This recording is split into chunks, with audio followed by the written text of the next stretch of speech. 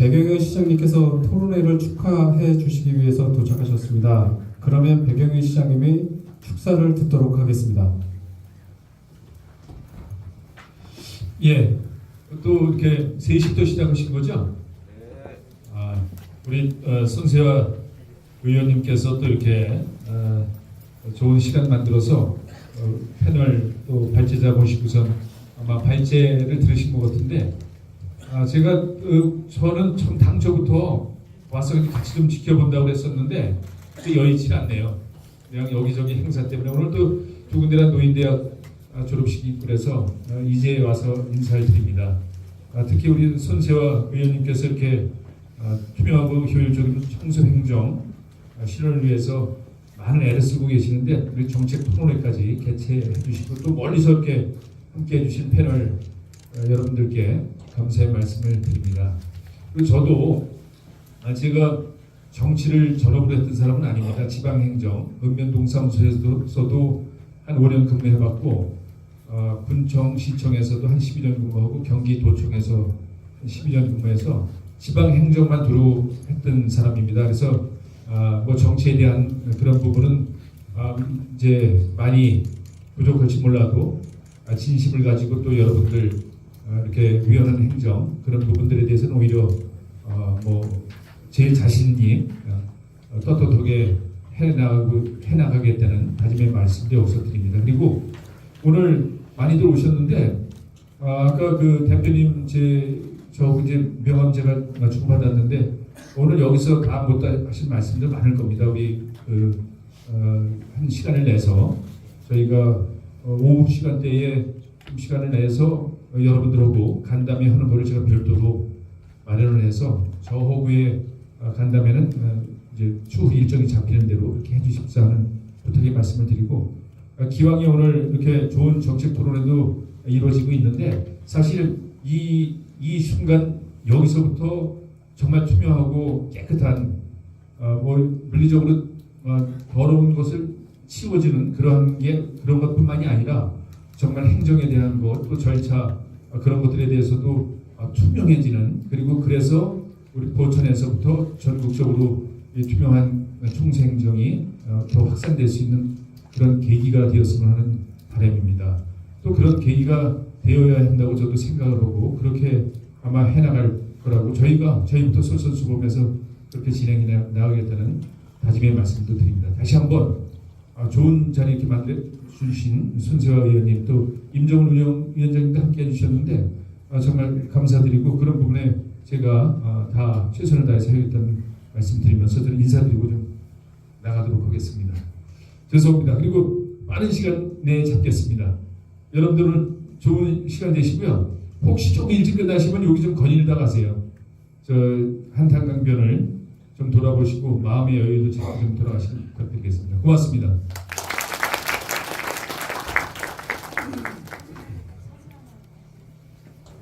네, 촬영했습니다. 자, 하나, 둘.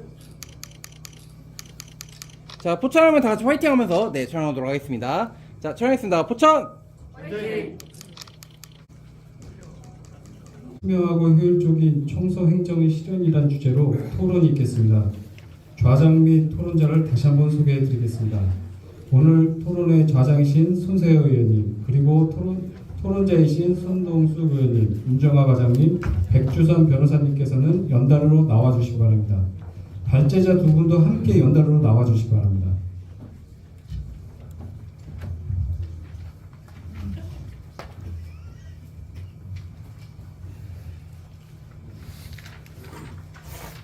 그러면 좌장이신 손세화 의원님 주제로 토론이 진행되겠습니다.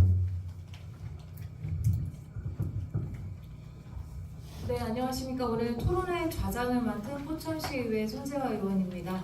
좌장의 역할은 제 의견을 내는 자리가 아니고 그 패널분들의 의견을 취합하고 공정하게 진행하는 게 목적입니다. 제 목소리는 한 템포 낮추고 공정한 의사 진행을 하도록 하겠습니다. 그럼 토론자분들 5분 이내로 자신의 개인 주장을 펼쳐주시고 그 후에는 상호 토론과 질의응답을 통해서 더욱 다양한 의견을 들어보도록 하겠습니다. 각자의 시선과 경험을 통해서 개인 의견을 주실 텐데요. 어떤 제안이나 방향성을 제시할지 기대가 되기도 합니다. 오늘 토론회가 또 지혜로운 결론과 협력을 통해서 더 나은 청소행정을 위한 아이디어가 도출되기를 기대하겠습니다. 그럼 함께 토론회를 시작하도록 하겠습니다. 먼저 손동숙 의원님의 말씀 청해 듣도록 하겠습니다. 네, 안녕하십니까. 고양 특례시의회 환경경제위원회 위원장 손동숙 의원입니다.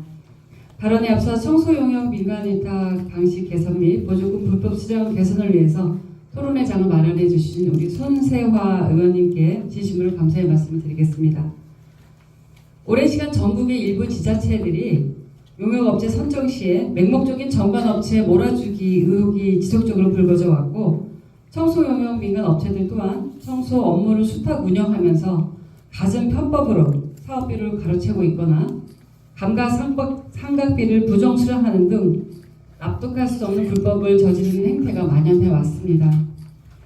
우리 고양시도 1992년 25만 인구 때부터 지금 2023년도 108만이 될 때까지 10개의 용역업체가 그대로 급격히 변하는 환경 속에서도 용역을 대행하고 있습니다. 그러다 보니 정말 많은 일들이 있었겠죠.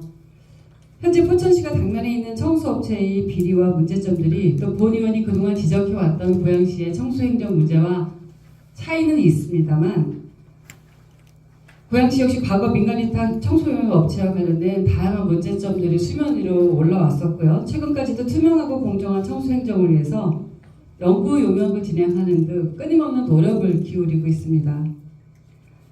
고양시의 그간의 청소행정 관련 문제, 개선 방향에 대해서, 그리고 우리 고양시나 포천시의 더 나은 청소행정 서비스를 위해서 고민해야 할 부분에 대해서 언급을 좀 하겠습니다.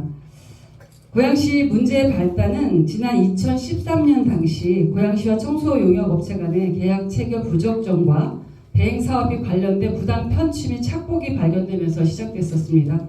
결국 해당 사업자 대표의 구속과 담당 공무원들의 중징계, 그리고 일부 과다 지급분에 대한 환수 조치가 시행되면서 일단락되긴 했습니다. 이에 고양시는 2015년 7월부터 근로자의 권익 침해와 청소업체의 특혜 의혹 등을 개선하기 위해서 중앙부처의 권고를 받아 노변업체, 용역업체 선정 방식을 민간위탁 적격심사위원회 심사 방식에서 조달청 전자입찰 방식으로 교체하게 되었습니다. 그리고 2020년부터 생활폐기물 수지 운반 용역 성정을 공개 경쟁 입찰로 전환하게 됐습니다. 하지만 계약 방식을 변경했음에도 불구하고 2018년 특정 청소용역 업체가 청소 차량 취득 가격을 부풀려 감가상각비를 더 받는 수법으로 시민의 혈세를 가로챘다는 주장이 나오면서 또 한 번 도마 위에 오르게 되었습니다. 당시 환경부 생활폐기물 수지분반 대행 계약을 위한 원가 계산 산정 방법에 관한 규정에 따르면 지자체는 폐기물 수지 운반에 사용되는 차량에 내용 연수 6년을 적용해 구입가를 증빙할 수 있는 영수증 세금 계산서를 근거로 감가상각을 개별 산정하는데, 청소 차량 실제 취득 가격과 청소대행 계약서의 취득 가격이 상이하게 기입하여 감가상각비를 과다 수령하는 방법으로 편취하였던 것입니다. 이어서 차량 수리 수선비 또한 과도하게 지급됐다는 주장이 불거졌습니다. 당시 고양시의 청소 차량 연식은 1년 차부터 6년 차까지 다양했는데도 불구하고 평균 사용 연수를 6년 차로 반영해서 모든 차량의 수리 수선비가 가중치 100%로 적용되었고, 이로 인해 수리 수선비가 과도하게 지급되었다는 것입니다. 당시 청소 차량 98대를 전수조사하면서 환수 조치한 바도 있습니다. 사실 어떤 방식을 선택하느냐에 갑론을박이 있을 수 있습니다. 그럼 제가 잠시 민간위탁 방식과 조달청 입찰 방식을 언급해 보겠습니다. 물론 우리 포천시는 내년부터 공개 입찰 방식으로 전환한다고 제가 들었는데요. 입찰 방식의 전환에 대해서 갑론을박이 있기 때문에 제가 약간 비교를 해 볼 텐데요. 조금 참고해 주시기 바라겠습니다. 2015년 당시 고양시는 청소용역 업체 민간위탁 감사 결과와 중앙부처의 권고를 받습니다. 그래서 그 중앙부처의 권고를 받아들이는 데 급급해서 문제의 본질을 돌아보고 개선하기보다는 단순히 선정 방식을 교체하는 데 급급했다고 생각합니다. 그게 바로 저는 면피 행정의 단면이라고 판단했었고 문제 제기를 하게 됩니다.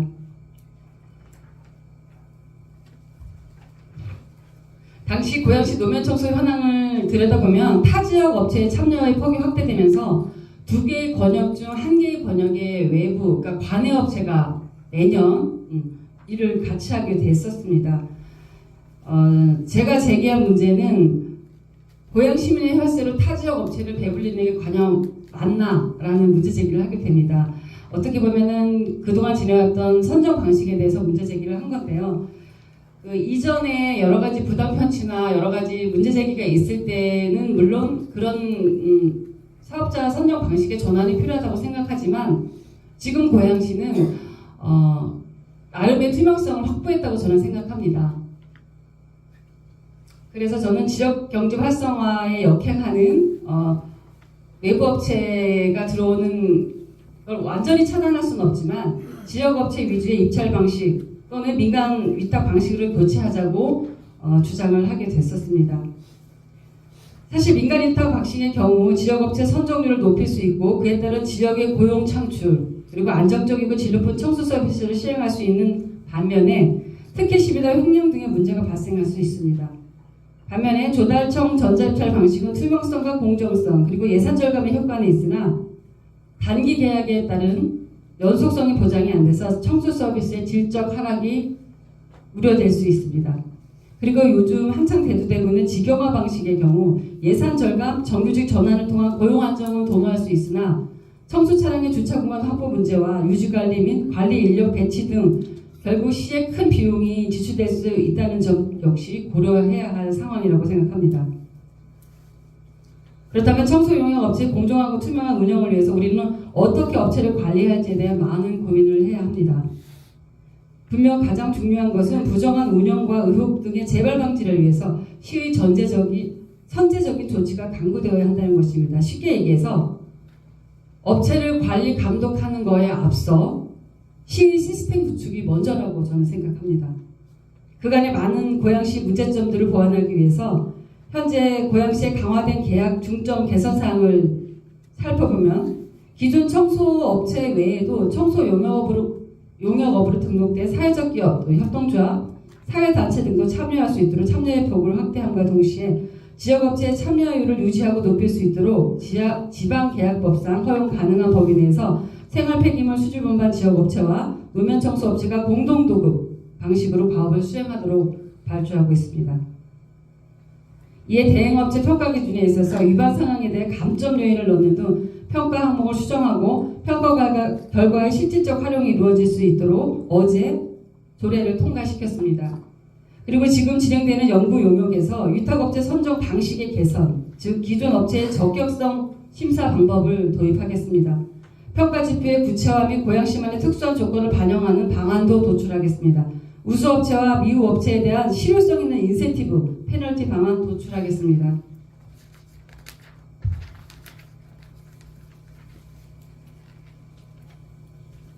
그리고 문제점이 있는 청소 용역 업체를 제재하기 위해서 별도의 금품 수수 또는 불법 행위를 저지르거나 법 또는 조례의 제반 규정을 위반하여 행정처분 또는 사법처벌을 받은 경우 대행 수수료를 목적 외에 부당한 지출을 발생시킨 자 등에 대해 계약을 해지할 수 있도록 가업지시서에 명시하였고 단일 사업자의 독점 방지 방안으로 입찰 공고 시 단일 사업자가 다수 권역을 수주할 수 없는 조건을 명시함으로써 청소행정의 투명성 제고를 도모하였습니다.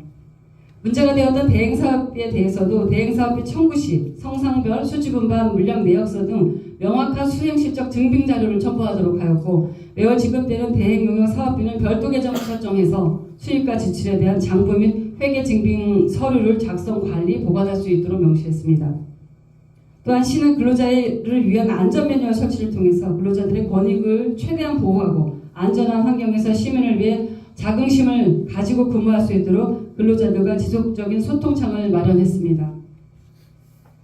우리 고양시도 그리고 포천시도 청소 용역업체가 비리 온상으로 전락되는 일이 더 이상 발생하지 않도록 공정하고 투명한 청소행정 구현을 위해서 보다 적극적인 행동으로 청소용역업체에 대한 관리 감독을 더욱 강화해야 할 것입니다. 그러나 아까도 제가 말씀드렸지만 업체는 계속 바뀔 수도 있습니다. 선정 방식에 따라 업체가 지속적으로 저희 고양시처럼 근 30년을 유지할 수도 있지만 공개 경쟁을 하게 되면 업체가 또 바뀔 수도 있는데 그 바뀌는 업체들마다 모든 도덕적인 책임을 요구할 수는 없다고 생각합니다. 앞서 말했던 것처럼 그것을 넘을 수 있는 시의 선제적인 조치가 강구돼야 된다. 그 시스템 마련하는 것은 저 생각에는 시의 몫이라고 생각합니다.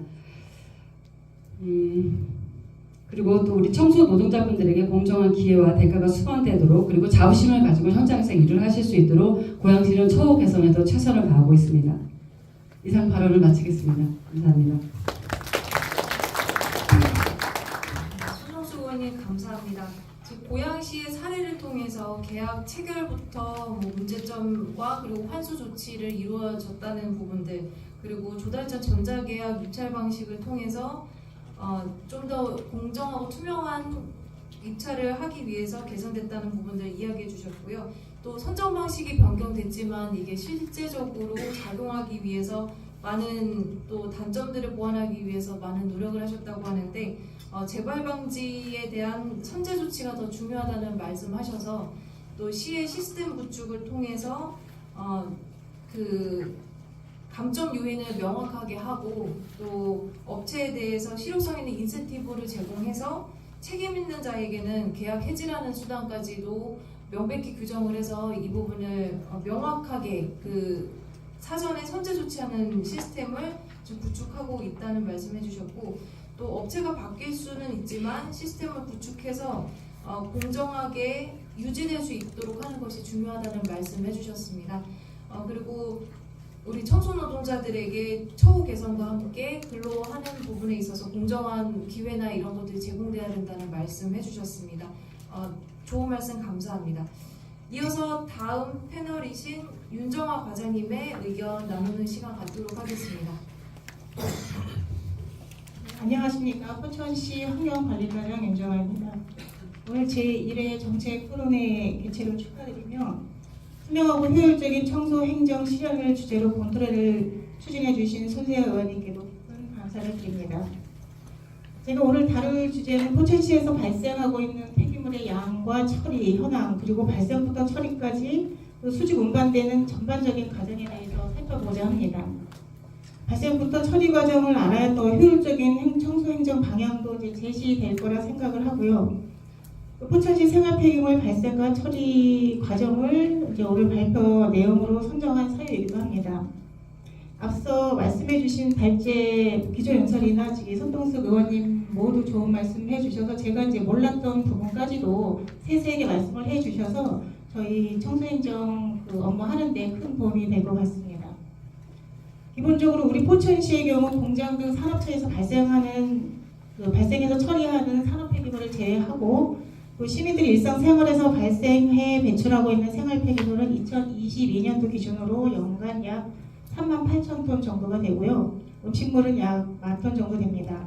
이렇게 발생된 폐기물은 소각 가능한 건 자원해수 처리시설인 소각시설에서 약 한 3만 톤 정도가 소각이 되고 또 재활용 가능한 폐기물은 자원센터에서 최대한 수선별 분리해서 또 한 7,400톤 정도는 저희가 이제 판매하여 이제 예상 수입으로 또 잡고 있습니다. 또 음식물은 민간업체 2개소에 전략 위탁 처리하고요. 이렇게 포천시 전체에서 연간 발생되는 생활 폐기물은 약 5만여 톤 정도이고 최종 처리되기까지 발생지인 주거시설에서 또 처리시설까지는 지정된 위탁 업체의 폐기물 차량을 이용해서 수거해서 운반하게 됩니다. 이 수직 운반하는 과정은 우리 시 같은 경우는 1999년까지는 직영과 민간유탕을 일부 병행을 해오다가 이제 99년도 11월 제65회 포천군의 위탁 동의안 의결로 2000년 1월부터 지금 사건역은 그대로이고 이제 모두 민간 대행으로 위탁하여 현재까지 동일 방식으로 운영해 오고 있습니다. 이제 가까운 예로 수도권 지역의 운영 방식을 보면 이제 지금 직영이냐 민간 위탁이냐 이제 이게 큰 이슈이긴 한데 저희가 이 가까운 수도권을 우선 한번 예를 들어 보겠습니다. 서울시 25개 자치구는 이제 100% 모두 민간 위탁으로 하고 있고 경기도 31개 시구는 저희가 이번 2003년 7월에 공개 정보나 이제 통계 자료를 바탕으로 해서 확인해 보면 광명시는 이제 미공개를 하고 있어 제외를 했고 이제 양평하고 연천군 2개가 직영으로 하고 있고 또 여주 안성시는 동단에서 공영 운영을 하고 있습니다. 포천시를 포함한 이제 나머지 26개 시군이 민간 위탁으로 운영을 해서 이제 민간 위탁 하는 시군이 한 86%에서 87% 정도 나오고 있습니다. 그래서 전체적인 비율로 보면은 공단 직영 비율이 한 10%를 좀 넘고 있긴 한데 약간 경기도나 이쪽에서는 좀 약간 적게 나타나고 있는 실정이고요. 그다음에 또 이제 경기도의 자치단체별 수거 효율을 나타내는 환경미화원 이제 1인당 수거 효율 지표 MHT를 또 비교해 보면 좀 직영인 양평군이나 연천군 같은 경우는 9에서 한 10 정도로 상당히 높게 나오고 있고 이제 반면 그 구리시는 3.9, 저희 포천시 같은 경우는 한 6.2 정도 나오지만 이제 아무리 높아도 9 정도까지는 안 넘고요. 이제 요 MHT 값이 높다는 것은 그 MHT가 뭐냐면 환경미화원 1인이 하루 8시간 동안 수거한 생활 폐기물 양을 나타내는 수치로서 이제 기본적인 효율성을 나타내는 수치인데 이게 이제 값이 높을수록 비효율적이라는 그런 것을 볼 수 있습니다. 또한 그리고 직영하고 민간 위탁을 구분해서 장단점을 저희가 또 간단하게 비교해 보면 우리시는 직영의 경우 장점은 이제 크게 근로자의 고용 안정성, 또 공익성, 공공성에 대한 대비 신뢰 확보, 또 대비 서비스 공급의 안정성과 청소행정 관리 통제의 용이성을 들 수 있으며 단점으로는 인력의 지속적 증가와 비효율성 및 공공조직의 관료와 경직성, 또 강성 노조 파업 발생 시 대처 방안이 또 부재한다는 점, 또 잦은 인사이동에 따른 전문 관리자 부재로 비효율적인 행정 처리를 될 수 있습니다. 이제 반면에 민간 위탁 시 장점은 관료와 비대화 현상을 견제할 수 있고 또 수고 효율 개선 노력으로 전문성이 또 높아질 수 있으며 또 업체 간 경쟁 체제, 또 성실행 평가를 통해 청소 서비스 향상을 기대할 수 있습니다. 단점으로는 낙찰업체 변경식도 고용 불안, 승계 문제 이게 가장 큰 문제로 대두되고 있고요. 또 수익력 악화 시 공공성 저해, 대행업체 이권화에 따른 이제 부조리 발생, 그외 또 계약서나 협약서 등 명시되지 않은 각각 사항에 대한 책임 소재 불분명 등으로 이제 행정력 낭비 등을 꼽을 수 있습니다. 앞서 발표하신 그 김인수 조직국장님 말씀하셨듯이 그 하나하나 그 내용을 보면은 저렇게 많을까 저도 지금 의아하긴 했는데 세부적으로 다 잘 짚어주셔서 저희가 참고 자료로 상당히 좋은 자료를 쓸 거고요.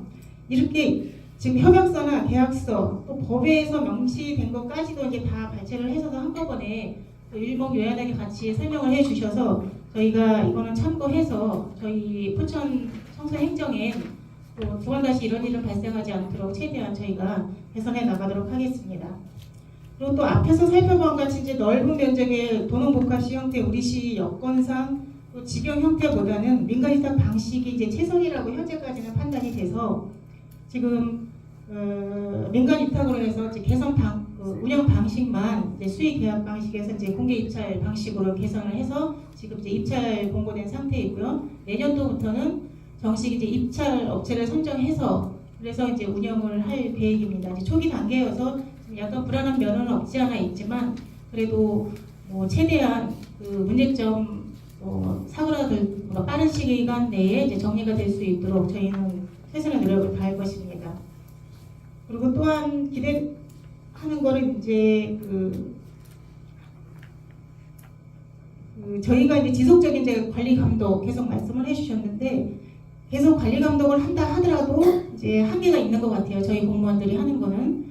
그리고 이제 계속 담당자들이 바뀌고 저 아까 말씀드렸지만은 제가 7월에 와서 지금 업무 파악하기도 바쁜 상태에서 지금 의원님이 이제 행감 때 지적해 주신 내용 그리고 또 이제 김인수 조직국장님이 내용 말씀해 주신 거 이제 모든 문제점들을 정리해서 개선해 나가는 것도 중요하지만 또 그거와 더불어 지금 앞으로의 일도 지금 더 나은 미래를 위해서 이제 입찰 방식을 바꿔서 하고 있는 게 이제 같이 겹쳐 있다 보니까 저희가 지금 업무가 하고 있는지 안 하고 있는지 이게 눈으로는 확실히 보이질 않는 것 같아요. 그래서 이제 지금 저희가 신뢰를 못 준 것 같긴 해서 좀 죄송하긴 한데 저희도 계속 움직이고 있다는 거 그거는 말씀을 드리고요.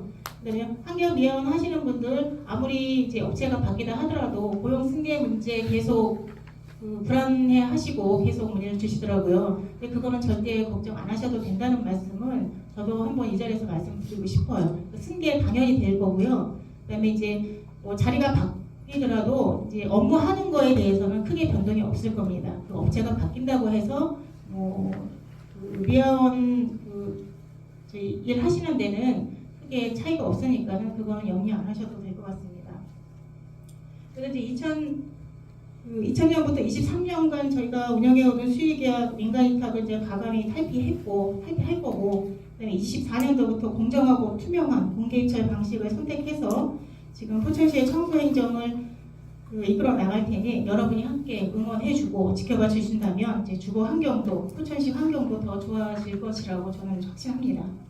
오늘 이 토론회가 지금보다 더 나은 포천시의 청소행정 발전을 위하여 모인 자리인 만큼 이제 부디 발전적이고 긍정적인 토론이 돼서 이제 우리 시 청소행정에 큰 도움이 됐으면 하는 바람 간절합니다. 지금까지 두서없는 내용이지만 경청해 주셔서 감사합니다. 이상 마치겠습니다. 말씀 감사합니다. 발생부터 처리 과정까지 알아야 효율적인 청소행정 대책이 가능하다고 생각하셔서 이 부분을 다 한번 살펴보신 것 같고, 또 앞으로 공개 경쟁 입찰을 통해서 공정하게 업체를 선정하고 지속적인 관리 감독을 통해 앞으로의 모든 문제점에 대해서 개선하겠다는 의지 피력해 주셨고, 무엇보다 또 고용 승계에 대한 부분들도 확약을 해주셨습니다. 네, 말씀 감사합니다. 다음으로 백주선 변호사님의 의견을 나누는 시간 갖도록 하겠습니다. 예, 안녕하십니까. 방금 소개받은 백주선입니다. 저는 이제 변호사 한 14년 차인데요. 성동구에서 12년 정도 지금까지 고은 변호사를 하고 있고, 그리고 동작구에서는 10년 정도 고은 변호사를 하고 있습니다. 여러 사안에 대해서 자문도 하고 소송도 했었는데, 지금 토론하고 있는 이 주제에 대해서 정확하게 맞아 떨어지는 사례를 자문하거나 소송을 해본 적은 없었던 것 같습니다. 그래서 그럼에도 불구하고 이 자리에 온 것은 어떤 일인가, 이 사안이 무엇인가 좀 살펴보자. 그리고 제가 이번 기회를 계기로 관심을 가지고 알아보자. 그리고 오늘 소중하게 발제해주고 또 토론해주신 분들의 의견을 듣고 제가 좀 덧붙일 얘기가 있다면 그 덧붙일 만한 것들을 찾아서 제가 드릴 수 있는 만큼 말할 수 있는 만큼은 말하고자 이런 마음으로 왔습니다. 그래서 제가 이제 드리는 말씀이 조금 부족하더라도 양해를 좀 부탁을 드리겠습니다. 얘기를 쭉 들으니까 포천시도 내년부터는 공개 민간위탁 방식으로 이렇게 하기로는 정한 것 같습니다. 그래서 만약에 지금 플로어에 계신 분들이 또 환경미화원 분들, 환경 노동자 분들이 대부분이고 직고용을 희망하는 분들이 많으시더라도 아마 이 토론에서 그것을 보장하는 방안까지 말씀드리기는 좀 어려운 조건인 것 같기는 합니다. 특히나 이것이 어떤 의무가 아니기 때문에 직고용을 해야 된다거나 아니면 민간위탁을 해야 된다, 이렇게 두 가지 중에 하나가 어떤 의무가 아니어서 선택이 가능하고 또 쭉 발제나 혹은 토론하신 분들이 각각의 장단점, 민간위탁의 장점과 단점, 직고용의 장점과 단점을 말씀하셨고, 그것은 또 우리가 경험적으로도 알 수 있는 것들이라서 어떤 선택이라는 것은 하나의 포기를 의미하기 때문에 그런 면에서 민간 위탁 방식으로 가고 있다는 것을 전제로 좀 더 여기서 이제 주제를 하고 있는 투명하고 효율적인 혹은 공정한 청소 행정이 되려면 어떤 부분을 좀 살펴봐야 되는 것인가, 그런 말씀을 드려야 될 것 같습니다. 세 가지 주체가 있어 보이는데요. 아까 우리 발제자님께서 지방자치단체를 지방정부로 한 10년 전부터 불렀다고 하시고, 저도 이제 지방정부라는 표현이 좋다고 생각합니다. 지방정부는 또 지방의회가 있고, 그리고 지방의회가 해야 될, 지방정부가 해야 될 이른바 이제 청소, 생활 폐기물 수집 운반에 관한 의무를 직접 할 거냐 아니면 위탁을 줘서 할 거냐, 이 문제여서 민간 위탁을 한다면 그 계약의 주체는 지방정부와 사업자가 되겠죠. 그리고 사업자 안에는 실제로 청소를 하는, 환경미화를 하는 노동자와의 근로계약이 체결되는 것이고, 그렇기 때문에 이제 흔히 법률에서 말하는 3자 관계가 되는 것이거든요.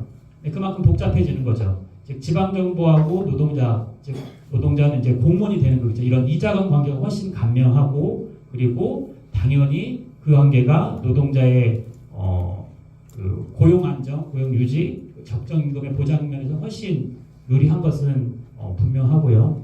다만 현실적으로는 그런 부분이 관리라든지 유지의 효율성이 떨어지기 때문에 민간委託방식을 채택하는 경우가 많은데, 거기서도 아까 여러 이제 사례 나왔듯이 역시 비효율이 발생하기 때문에 그것을 어떻게 해결할 것이냐, 이런 문제가 될 것 같습니다. 먼저 그 사업, 즉 민간위탁 방식에서 노동자의 권리를 잘 보장하기 위한 방법은 결국은 지방 정부하고 사업자가 그 청소 영역 위탁 계약을 체결할 때 그 계약 안에 근로 보호에 관한 규정을 잘 두는 것이 첫 번째일 것 같습니다. 앞서 말씀드린 고용 승계, 즉 사업 주체가 달라지더라도 실제 청소 업무를 담당했던 노동자들은 그 노동자들에 대한 고용 근로를 승계하겠다, 승계하도록 하는 의무 규정, 이런 것들을 두는 것하고, 그 안에 그리고 적정 임금 등 근로 조건을 보장하는 일정한 선을 두고, 그것은 매년 협의할 수도 있을 것이고, 특정하게 그 공개 입찰 단계에서 가이드라인을 둘 수도 있겠죠. 이러이러한 근로 조건을 보장하는 업체에게 우선권을 준다거나 가점을 준다는 방식으로 공개해서 그것이 실제 위탁 계약 안에 담기고, 그것을 지방 정부가 관리 감독하는 이런 방식으로 한다면, 아까 다양한 이제 관리할 수 있는 이제 여러 가지 요소들과 함께 결국 계약 관계로서 위탁 계약서 안에 그 실제 사용할 노동자들의 근로계약 내용을 가이드를 제시하거나 계약서에 담음으로써 이제 보장하는 방법으로 접근할 수 있겠다. 그래서 이 부분을 충분히 한번 검토하면 좋겠다라는 생각이 듭니다. 두 번째는 이제 지방정부는 이제 행정부이기 때문에 행정부의 업무를 견제하고 감시하는 역할을 지방의회가 하는데요. 행정감사도 많이 하고 행정감사에서 잘못된 것에 대해 시정 요구도 하지 않습니까? 근데 그것이 잘 이루어지지 않는 경우도 있다고 하는데, 이런 일반적인 행정감사에서도 할 수가 있고, 두 번째는 예결산을 하지 않습니까? 예결산을 하면 그 지방자치법 150조에 결산을 하고 결산 내용을 그냥 승인해 주더라도 그 결산 내용에 적절하지 못한, 아까 비위 같은 행위가 많았고 과다 책정된 보수들이 그냥 점검 없이 검토 없이 바로 집행이 돼서 사업자는 돈을 많이 받아가는데 그 돈이 실제로 일한 노동자들에게 주어지지 않는, 결국은 효율성을 더 확보하기 위해서 민간위탁 방식을 채택했는데 비효율이 나타나고 그 이익이 적절하지 않게 사용되는 문제를 결산 심의 과정에서 감사할 수가 있고 그것에 대한 변상 요구, 해당 공무원에 대한 징계 요구, 그리고 시정 요구를 할 수 있게 되고요. 그것을 하게 되면 지방정부는 즉시 그 시정 요구 사항에 대해서 어떻게 처리했는지를 보고하도록 되어 있습니다. 그래서 이런 규정들을 잘 활용을 해서 그 위탁 방식의 비효율성이라든지 불공정성을 지방의회가 지방정부를 감독하는 방법으로 접근할 수도 있겠다는 생각입니다. 그래서 방금 말씀드린 지방자치법 150조 1항에 나와 있는 예결산 심의 과정에서의 시정 요구 같은 경우는 지방의 의원분들 모르시는 경우가 많이 있어서, 이것을 하면은 첫째는 기록이 딱 남습니다. 예결산 심의에서 이런 나와 있고, 근데 누구나 또 공개해서 볼 수가 있어서 지방정부 차원에서도 그 부분을 빨리 시정하려고 할 수밖에 없는 그런 유인이 발생해서 이런 부분이 일단 사후적이지만 감독은 된다. 한번 이제 감독이 되면 그 다음 단계에서는 또 시정이 될 가능성이 높아지기 때문에 이런 구조를 충분히 활용하는 것도 살펴볼 필요가 있겠다라는 것입니다. 그 안에는 변상 요구도 있기 때문에 충분히 실효적인 작동을 할 수가 있다라는 것이고요. 이러면은 위탁 계약안은 물론 당연히 환수 규정 두겠죠. 그래서 그런 계약의 방식으로도 할 수 있고 지방자치법에서 예정하고 있는 방식으로도 시정을 하는, 즉 개선할 수 있는 여지가 있다, 이렇게 말할 수 있을 것 같습니다. 그리고 이제 다른 부분은 이제 형사적인 문제겠죠. 그 업체가 불공정하게 혹은 그 법에 위반되게 과다 책정해서 보수를 받아갔을 때는 아까 이제 말했던 사기죄 문제도 나오는 것이고요. 그리고 입찰 부분에서는 담합을 했다면 입찰 방해죄로 처벌이 되는 거기 때문에 관련자들이 적극적으로 계속 형사 고소나 고발을 함으로써 해당 업체가 정상적인 운영을 할 수 있도록 강제할 필요가 있겠고요. 그리고 요즘은 그 지방자치단체에도 책임을 이제 묻는 식의 이 검찰의 관행이 조금씩 만들어지고 있는데 꼭 적정한지는 모르겠습니다. 즉 이와 같은 그 부적당한 예산의 낭비라든지 그 위탁 계약에 따른 위탁금의 낭비를 적절히 시정하지 않는 것을 배임으로 의뢰하는 경향이 이제 좀 나타나고 있습니다. 즉 충분히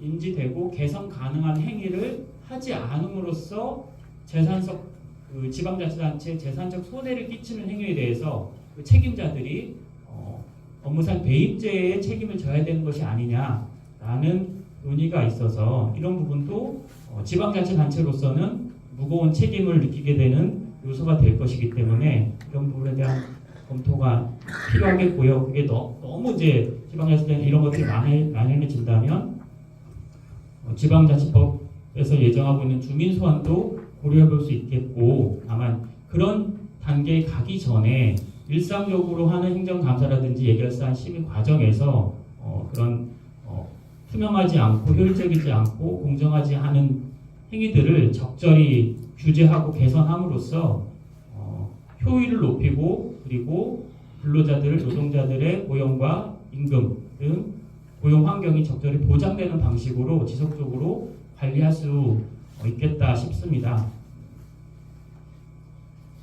그리고 제가 이제 경험했던 것 중에는 그 금융복지 상담센터라고 해서 가계부채 문제, 빚 문제가 굉장히 이제 심대한 채무자들을 대상으로 해서 서울시에서도 금융복지 상담센터를 설립을 한 적이 있었고 성남시에서도 했었는데 저는 개인적으로는 두 개 다 그렇게 나쁘진 않았다고 봅니다. 서울시는 아까 얘기했던 직고용을 해서 그때 무기계약직이라는 이름으로 전환을 했고 그래서 고용이 안정이 되니까 상당히 업무 효율이 높아지고 그리고 시민들에 대한 서비스도 높아져서 업무 효율이 높아졌습니다. 다만 여기는 시설 비용 이런 거는 적게 들어가기 때문에 비용의 어떤 효율 측면에서 조금 덜 문제가 됐었던 것 같은데요. 그래서 이 케이스랑 좀 다르지만 이렇게 해서 풀어간 예도 분명히 있고 성남시는 위탁 고용을 했는데 이 위탁 고용을 굉장히 전문적이고 사실 공공사업자에 준하는 정도로 사업자 이익을 최소화하는 방식으로 운영을 했기 때문에 여기서도 위탁 방식으로 했지만 그것이 문제가 아니라 지속 가능하게 업무를 보면서도 그 행정의 효율을 추구하는데 도움이 됐던 그런 방식이 있었습니다. 그래서 여기서 말씀드리고 싶은 것은 민간 위탁에서 중요한 것은 결국 사업자고 사업자가 중공공 사업자적인 의식을 가지고 적정한 자기 보수 이외에는 근로자에게 환원한다거나 아니면 시나 구, 지역사회에 환원한다는 사고를 가지면 이런 부분은 사실 이것 때문에 문제될 일은 없을 것 같기 때문에 이런 유사한 그 형태의 사례들을 또 잘 찾아서 모범 사례를 발굴해서 활용을 한다면 오늘 이와 같은 청소교육에 관한 행정 부분에서도 상당히 도움이 될 거라 생각이 돼서 이런 사례를 소개하면서 제 토론을 마치겠습니다. 감사합니다. 박주선 변호사님 말씀 감사합니다. 청소환경 노동자 지방정부 업체 3자 관계에서 공정한 계약이 이루어질 수 있도록 하고 또한 고용승계나 이런 부분들을 명시해서 고용이나 이런 것들을 위탁 계약 안에 넣게 하는 걸 이야기를 해주셨고 지방정부가 가이드라인을 좀 제시를 해서 이런 부분들을 미리 미리 좀 규정해 놓는 게 중요하다고 얘기하셨고 또한 지방의회의 역할에 대해서도 이야기하셨고 또 업체의 부정한 행위에 대해서 변상을 요구하고 또한 이 부분에 대해서 감시 감독을 못한 공직자가 있다면 이 부분에 대한 징계 요구 또 집행부에 대한 시정 요구 이런 방안들이 있다는 걸 이야기해 주셨고 그리고 계약상의 문제를 통해서 그리고 지방자치법에 근거해서 혹은 형사적인 문제가 생겼을 경우에는 담합이나 부정행위에 대해서 철퇴를 가할 수 있도록 처벌에 대한 문제도 이야기를 해주셨습니다. 그리고 앞서 다른 지자체에서는 근로자의 이윤을 최소화하고 나머지에 대해서 모두 지역사회나 노동자에게 환원을 하는 시스템을 통해서 이런 모범 사례를 포천시가 또 한번 찾아서 반영할 수 있는 부분들을 반영해보는 것도 좋겠다는 의견 주셨습니다. 그럼 지금까지 세 분의 의견을 들었고요. 이어서 각 패널들끼리 의견을 나누는 시간 갖도록 하겠습니다. 여기에 계신 패널분들께서 다른 얘기가 할 것이 있거나 의견이 있거나 제안하실 거 있으면 말씀해 주시기 바랍니다. 네. 제가 이제 뭐 발표는 뭐 전반적인 얘기인데 이제 오늘 포천시 좀 맞춰서 하면 2012년에 포천시가 이제 자치법규 조례로 생활폐기물 대행 업무 평가 조례가 시행이 됐습니다. 10년이 됐고 저는 이게 개정할 필요가 있다고 봐요. 첫 번째는 조례에는 효율성이라는 단어는 없습니다. 그렇게 지자체에서 많이 하는 효율성이라는 단어는 조례에 없다. 다만 성과 향상이나 경영 합리화 부분이 있어요. 이제 그런 것 같고 이제 그거는 이제 민간주택 대행의 평가니까 이제 그런 것 같고요. 개정은 이제 두 가지 방식이 좀 필요할 것 같은데. 첫 번째는 현재 조항의 조항 5조에 그러니까 직영 여부 이걸 떠났어요. 5조의 적정 임금을 근로자들에게 이제 이렇게 해야 된다는 거예요. 그럼 여기서 말한 적정 임금이 뭐냐? 이게 시행 규칙이나 어쨌든 시 정책이 있어야 될 것 같고요. 그렇지 여기서 말하는 적정 임금 우리나라 이제 근로기준법에 적정 임금이 표현되긴 한데 그게 뭐 생활 임금이 될지 아니면 정부의 A, B, C, D에서 얘기하는 뭐 건설 임금, 노임 단가가 될지 그건 모르겠으나. 생활 폐기물 수행 업무 대행하는 노동자들의 적정임금 문제는 좀 정책에 반영할 필요 있겠다라는 생각이 듭니다. 그냥 미사업을 해놓긴 했는데 조금 더 진보할 필요가 있고요. 두 번째는 아까 이발제에서 김인수 국장님은 이러이러한 문제들이 있잖아요. 이미 우리 조례에는 12조에는 조치 조항이 있어요. 이런 것부터 시행 조치 하도록 되어 있고 13조에는 이행 점검을 하도록 되어 있어요. 부서가. 그러면 과거에는 이러저러해서 못했다면 이번 계기를 통해서 선생 의원님이 뭐 행정감사 때 질의를 하셨다는 것 같고 시에서도 문제 파악을 하셨다고 한다면은 이거에 대해서 현재 계약 기간이 있는 업체에 대해서 이게 어떻게 되신지 내용 증명하라고 그러고 그거에 따라서 사실관계 파악하고 행정 수단을 할 수 있는 것들. 왜냐하면 여기에 대부분은요 고용을 떠나서 시민의 혈세로 들어가는 게 좀 낭비되고 있는 거거든요. 특정 업체에게 이렇게 되어 있는 것. 이건 노동을 떠나서 민생의 문제라고 보면 이거는 좀 할 수가 있겠다. 한수 조치하고 한수 조치하고 그리고 이 연구 용역이 잘못됐다 그러면 저는 이 업체가 김포시인가 어디 경기도에 꽤 많은데 지금 그냥 거의 독점하고 있어요. 이 재단 땡땡 행정연구원이. 근데 똑같은 일이 계속 반복되고 있다면 좀 문제 제기를 할 필요가 있죠. 조금 더 심하게 얘기하면 다음에 이행평가연구는 이 기관에 맡기면 안 될 것 같아요. 왜냐면 환경부 고시가 등도 제대로 적합하지 않고 그러면 그러니까 이미 현행 포천시의 대형업체 조례 자체법규 11조, 12조 등에 의한 것들에 대해서 이제 꼼꼼히 프로세스에 맞춰 해주면 좋겠다는 생각이 듭니다. 그리고 시장님이 여기에 따라 정책에 반영할 수 있다는 조항이 11조에 있기 때문에 그렇고요. 요건 이제 현행을 좀 이렇게 좀 보자는 거고 또 하나는 어쨌든 개선을 본다면 전혀 연구자로서 노동 연구자로서 지경 이렇게 하면 좋겠지만 뭐 그건 이제 뭐 논의나 지난한 과정이 있다는 얘기를 차치하면 최근에 유사 사례를 말씀드릴게요.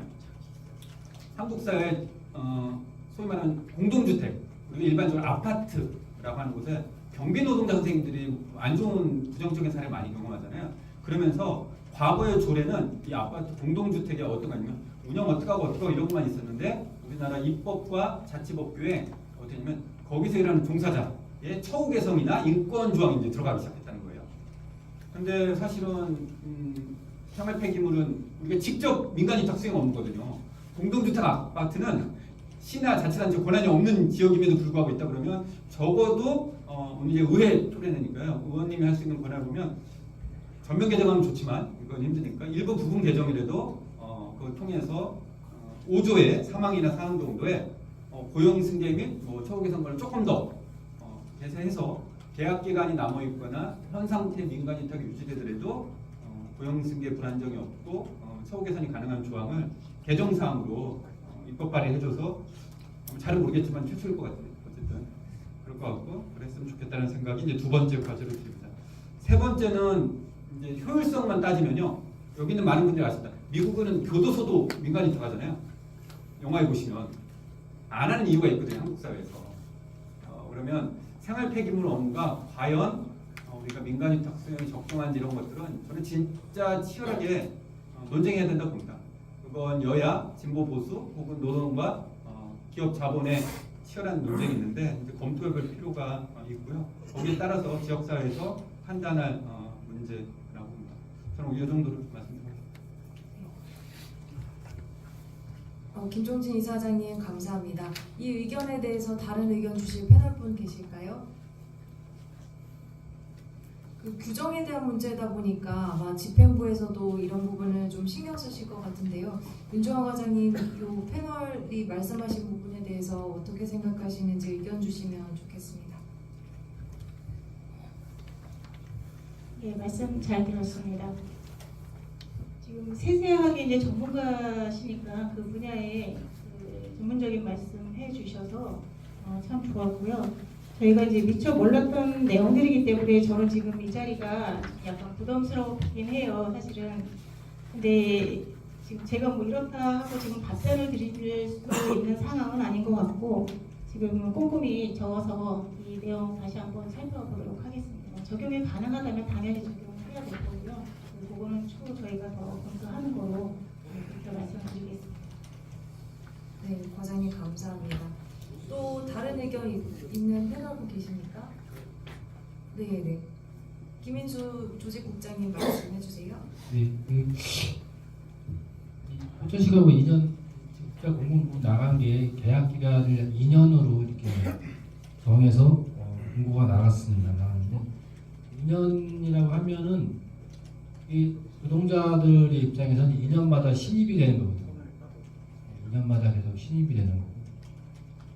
두 번째로 이제 지금 현재 4개 권역으로 돼서 4개 업체가 하고 있는데 이 업체가 따로 뭐 1,000개가 더 들어와서 7개 다 하면 그리고 이제 7개 중에서 4개 뽑기가 돼서 계속 돌아갈 텐데 2년마다 사장들만 바뀌는 그러니까 이제 뭐 전무성 문제 얘기하면서 공무원분들이 뭐 2년에 한 번씩 순환보직 하니까 자꾸 떨어진다 하는데 여기 업체 사장들도 계속 2년 사장들은 2년에 한 번씩 로또 맞는 기분으로 되면 좋은 거고 안 되면 또 2년 기다렸다 하고 이렇게 계속 수단되는 거 아니냐.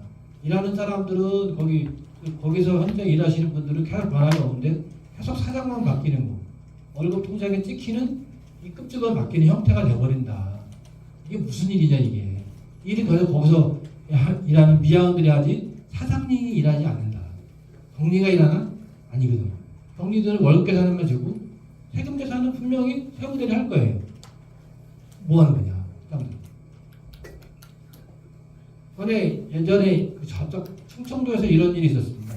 거기는 6차를 오래전부터 했었는데 업체가 4개가 있었으면 근데 권역은 3개야. 매년 한 업체 사장은 떨어지는 거야. 그 떨어지면 뭐였냐면요. 다른 업체에 가서 관리자로 일해. 그다음에 계약에 다시 입찰할 때 보면 이번에 요 사람이 안 되고 저 사람이 떨어졌어. 그럼 여기 또 딴 데 가서 일해. 그래서 또 기간 되면 또 입찰 참여하는 거야. 그렇게 해서 쭉 오더라고. 이게 무슨 일이냐 이게. 깝깝한 일이다.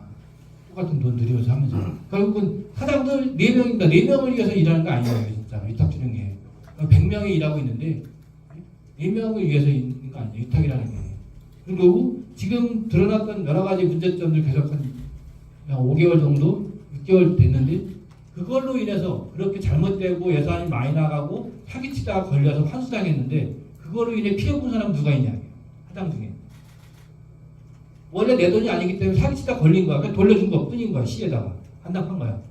피해 본 사람 누가 있어요? 아무도 없다. 사장들은. 노동자가 미화원들이 어서 10,000원만 훔쳐가봐요. 뭐가 돼요? 해고입니다.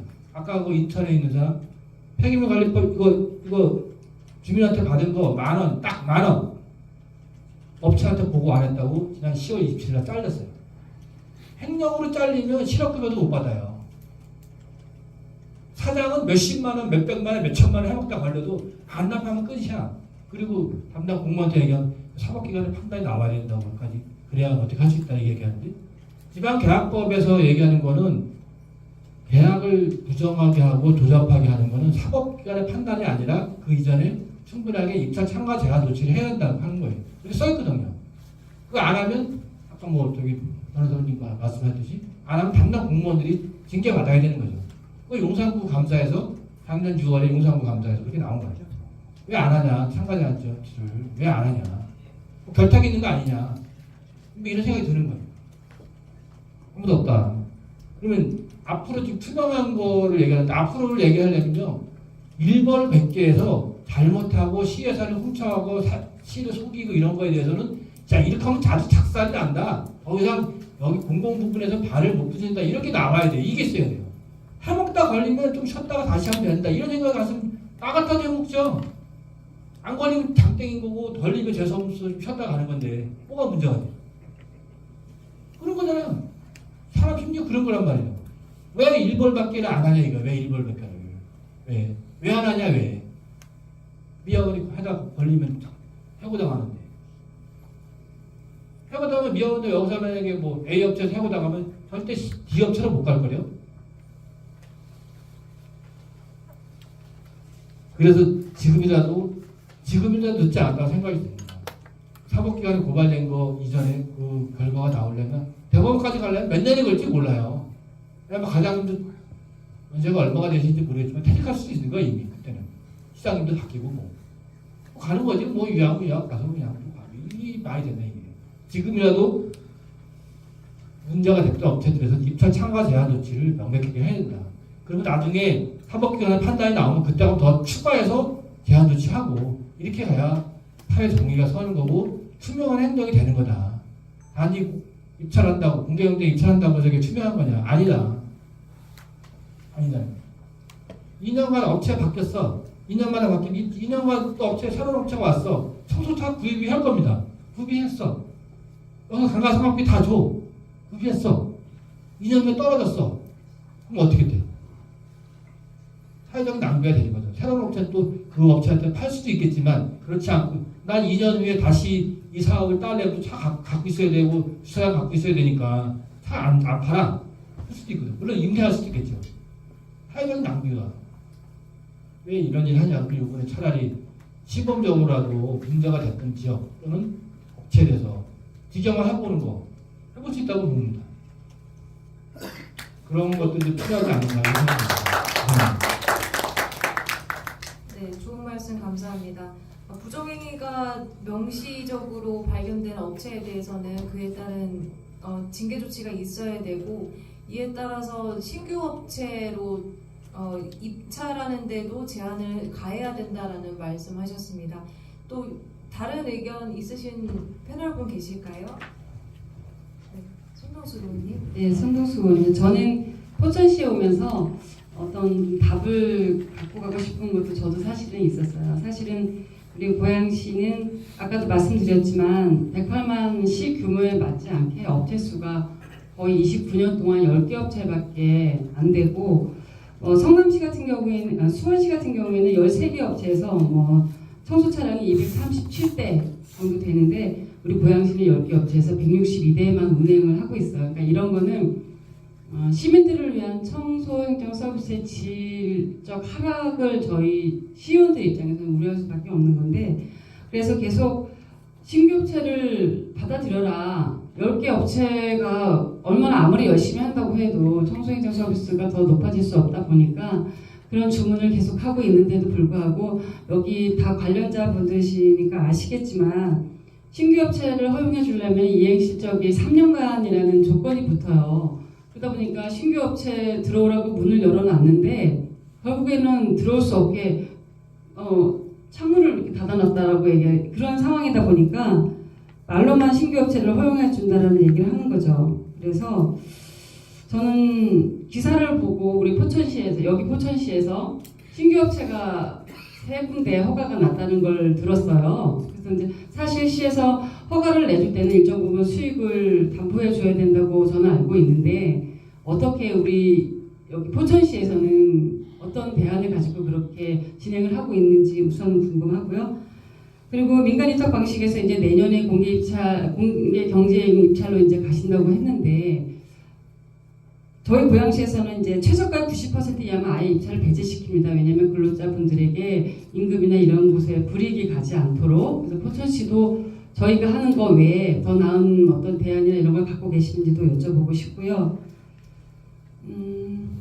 그리고 제가 이건 질문은 아닌데 지난번에 이제 문제 제기를 하면서 여기에 관심이 많으신 분들은 아실 수도 있겠지만 우리 관내 업체도 일을 하지만 계속 관외 업체가 와서 일을 했어요. 근데 예전에는 뭐 부당 편취나 뭐 인권유린 뭐 이런 여러 가지 문제 제기가 있었기 때문에 그렇게 진행이 됐는데 지금 우리 고양시는 그 많은 시간을 보내오면서 굉장히 많이 투명해졌다고 저는 생각을 해요. 그래서 이제 업체들이 뭐 인건비나 뭐 이런 거 외에는 크게 횡령할 수 있는 그래도 하시려면 하시겠지만 굉장히 저는 현재는 그게 어렵다고 보고 있거든요. 그래서 어느 정도 투명성이 확보됐다고 생각해서 저는 관내 업체는 못 들어온다. 똑같은 조건이면 관내 업체가 일을 하는 게 맞다고 해서 이번에 생활 폐기물 업체하고 노면 자율 청소를 묶었어요. 공동이행 방식으로. 그러다 보니까 이번에 관내 업체들이 다 선정이 됐거든요. 이런 부분도 시간이 지나면은 개선하기가 쉽지 않더라고요. 그래서 저는 이제 포천시가 내년부터 이제 선정 방식을 바꾼다고 하니까 나중에 조금 늦게 호미로 막을 걸 가래로 막는 일이 생기지 않도록 그런 부분도 면밀히 살펴주셨으면 하는 그런 당부도 좀 드리고 싶어요. 네, 손호주 의원님 말씀 감사합니다. 누가 답변을 해주시면 좋을까요? 의원님 누가 답변해 주실까요? 과장님이 답변해 주셔야 될 것 같죠? 네. 제가 답변할 수 있는 건 답변해드리겠습니다. 그 폐기물 수집 운반업 허가를 보면 이제 어느 일정 부분 수익을 보장해야 된다라고 이제 말씀을 해주셨는데 사실 그런 건 없습니다. 저희가 그 업체에 허가 내주면서 뭐 그 업체에 어느 정도 수익을 보장까지 해주면서 허가 내줄 필요는 없고요.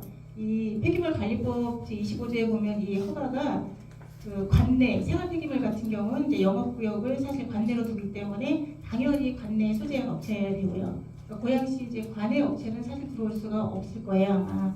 그러니까 관내 그러니까 영업구역 자체가 포천시, 고양시 이런 식으로 구분이 돼서 허가가 나가기 때문에 이제 그거는 뭐 당연히 관내 업체가 되는 거고요.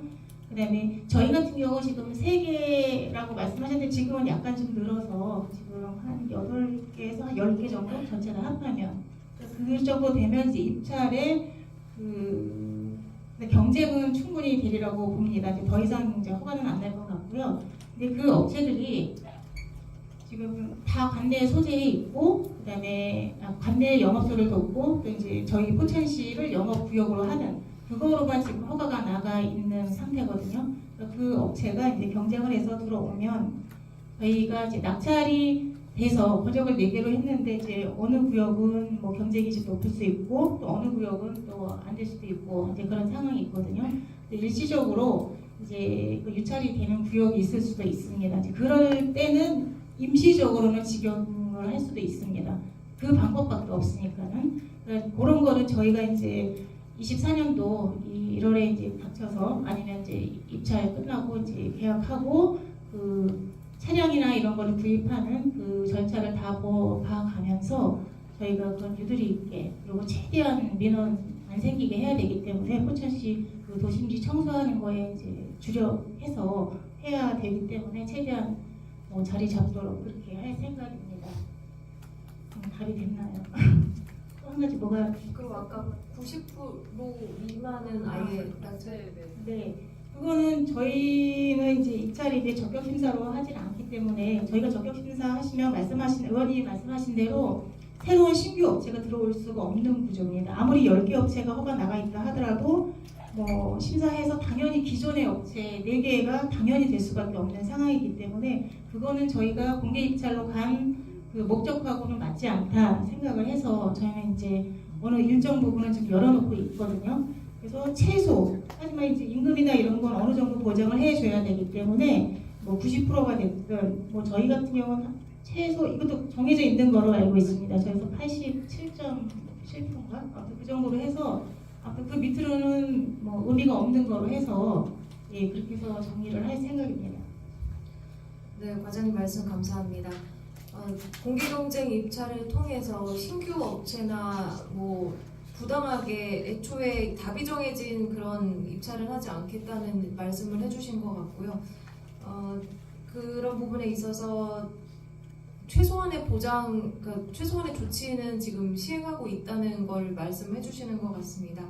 또 별도의 패널 의견 있으실까요? 네, 그럼 다 발언을 하신 것 같은데 백주선 변호사님 하실 말씀 있으실까요? 아니요. 네. 그러면 이상으로 토론을 마치고 질의응답 시간을 좀 더 갖도록 하겠습니다. 오늘 정책 토론의 내용이나 아니면 평소 궁금하신 부분에 대해서 질의하시면 기조연설자나 토론자께서 답변 드리도록 하겠습니다. 질의하실 분은 손을 들어주시면 저희가 마이크를 전달해 드리도록 하겠습니다. 네, 자기 소개해 주시고 질문해 주시면 되겠습니다. 예, 한국노총 포천지역 일반 노동조합 위원장 맡고 있고요. 제가 좀 질문 드릴 부분은 고양시 같은 데는 90%보다 그 낙찰률을 밑으로 쓰지 않도록 제한하고 있는데 포천시는 87.745% 최저 낙찰률을 가지고 하신다고 하시는 거잖아요. 그러면 2년에 한 번씩 매년 공개경쟁 입찰이 계속돼서 사업자는 계속 변경이 되고 그러면 예를 들어서 88%의 낙찰을 받았다라고 하면 저희 환경미화원의 임금은 환경부에서 이야기하는 환경미화원 고시로다, 환경부 고시로다.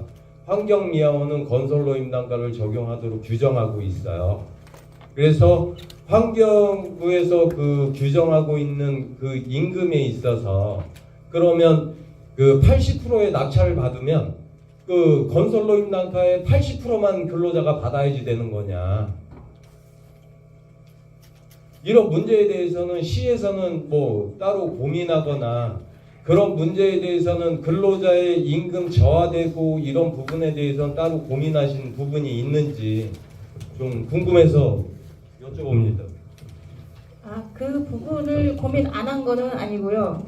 저희가 계산을 할 때는 건설노임 단가로 계산을 해서 계약을 하지만 낙찰률 부패에서 임금을 지급하는 사항은 사업체에서 결정할 사항이기 때문에 저희가 뭐라고 관여할 사항은 아니라고 보여지거든요.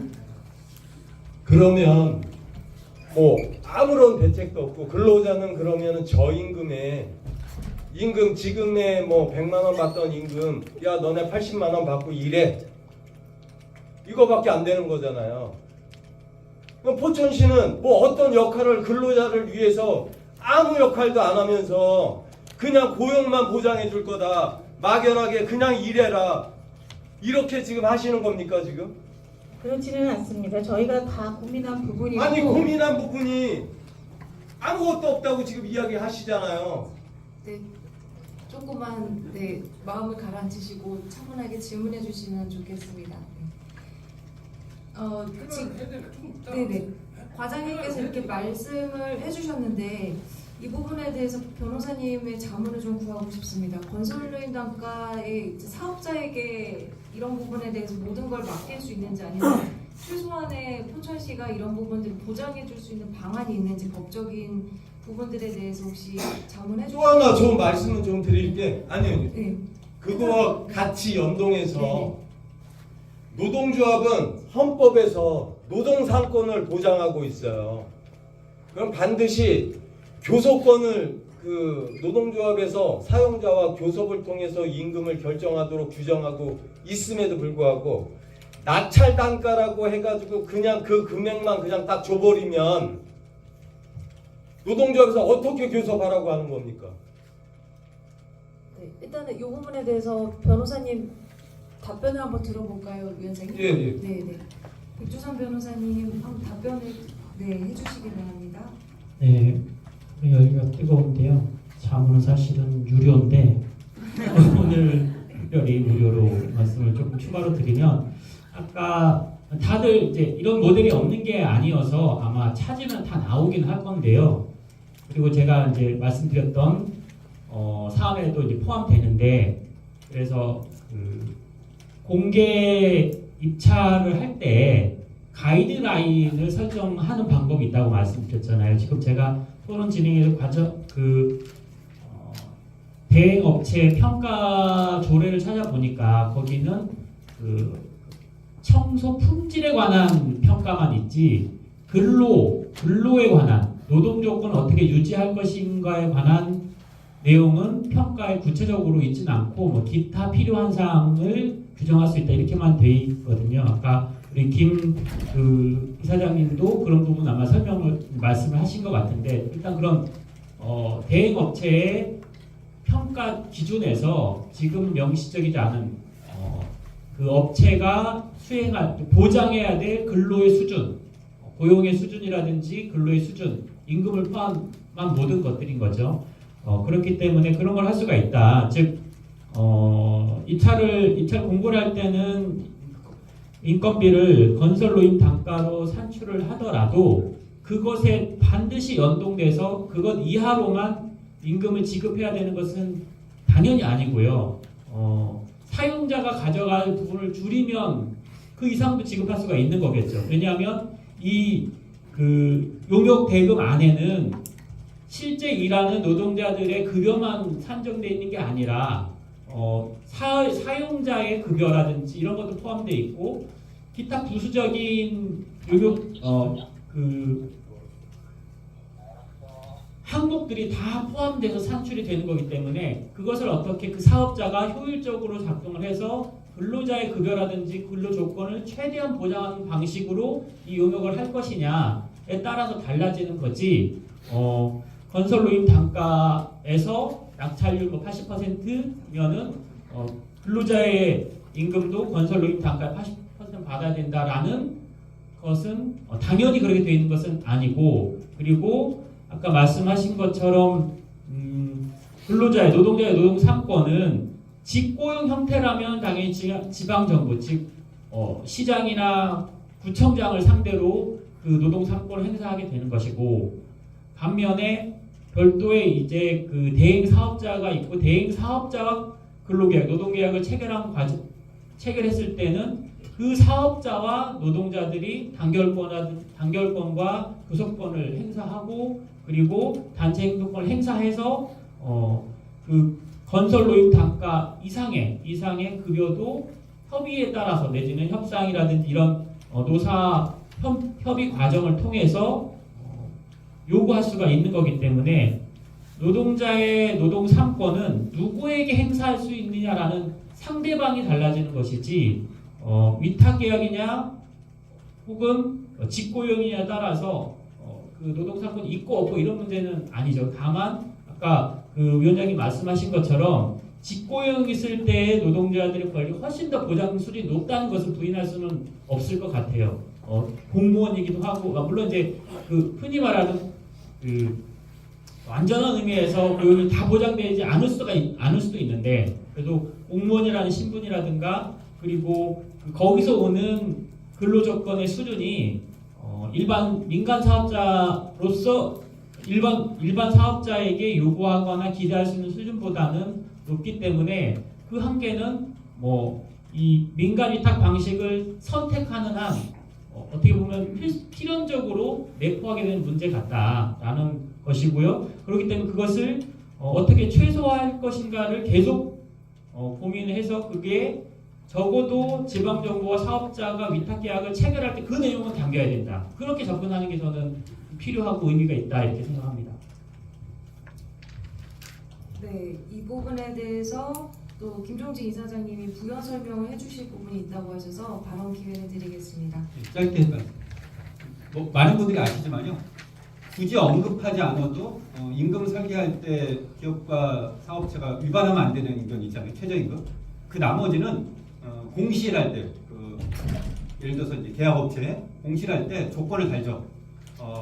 사업비 내역 설계, 예가라고 하죠. 예정 가격 설계할 때, 사업비 운영비 이렇게 할 때 임금 설계 단가를 환경부 고시에 의해서 건설 노임 단가를 하라든가, 혹은 포천시 생활임금을 준용하라든가, 뭐 이렇게 해서 그 행안부에 용역업체 일반 뭐 이거 준용하니까 그렇게 해서 이제 고시를 하게 되고, 그걸 준수하지 않았을 때는 이제 페널티를 한다든가 이렇게 해서, 그러니까 위원장님 질문에 이제 쉽게 말씀드리면 아무리 87.7 그 최저 낙찰비를 선정해도 인건비는 거기 건설 노임 단가 뭐 이렇게 해서 비례해서 하는 게 맞는 거고요. 그러니까 가장 쉬운 건 만약에 내년에 업체 변경, 경쟁 입찰 과정에서 인건비 단가에서 시가 그래서 그런 어떤 기준에서 고시하면 입찰, 투찰하는 기업들은 거기에 하지 않으면 자기들이 이제 적격 심사할 때 이제 불이익 받으니까 이제 그럴 것 같고요. 교섭은 이제 그거하고 또 별개 문제죠. 교섭을 통해서 임금이나 근로조건 등을 향상하는 건 그 사업비에서 사용자가 부담하는 목 중에 하는 거니까, 그래서 민간위탁에서 운영되는 사무는 해당 전체 사업비에서 운영을 하다 보니까 아무리 노동조합이 있어도 임금 근로조건의 향상이 이제 제한될 수밖에 없고, 그거보다는 이제 직영 운영하면 좀 이제 캐퍼가 넓어지니까 뭐 그런 것도 있어. 그러니까 위원장 말씀인 두 가지, 첫 번째 거는 그게 아닌 것 같습니다. 87.74보다 낮으면 인건비도 그 비례하는 거 아닌데 고시에 낼 때 그렇게 하면 첫 번째 건 문제 없을 것 같고, 두 번째 거는 뭐 많은 분들이 아시다시피 그런 여부가 있는 것 같습니다. 지금 사업장에서 지금 이야기 나오고 있는 부분들에 대해서 좀 말씀을 좀 드리면, 얼마 전에 시에 들어가서 그 대표님들하고 그 면담하신 걸로 알고 있고요. 그 자리에서 인건비 관련해서 그 논의됐던 부분이 있었던 걸로 알고 있어요. 그러면 뭐 낙찰률보다 더 줘야지 된다. 시는 그렇게 이야기를 했겠죠. 관련 규정이 있으니. 네, 그 자리에서 이야기 논의됐던 거는 10원이라도 더 주면 된다. 10원만 더 줘도 된다. 낙찰률보다 더 많이 주는 거 아니냐. 이거는 근로자 죽이기 하자고 하는 거예요.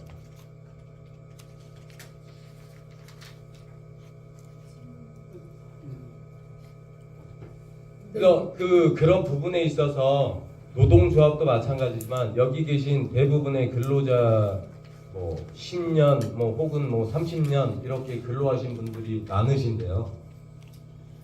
포천시를 위해서 뭐 어찌됐든지 간에 헌신해서 일을 해왔어요. 그리고 업체에서 지금 뭐 전문 경영인이라고 이야기를 하시잖아요. 포천시에서 일 누가 합니까? 근로자들이 일 다 해요. 그냥 풀어놓으면 저희가 알아서 정해진 코스대로 다 정해진 요일 해서 저희가 다 수거하고, 저희 매일 밥 먹고, 저도 한 20여 년 이제 됐는데, 이 청소업체에 들어온 지 한 20여 년 정도 되는데, 그냥 눈 감아도 그냥 그 코스 다 보여요. 쓰레기가 어디에, 저기 한 2개 나올 거야. 저기 3개 나올 거야.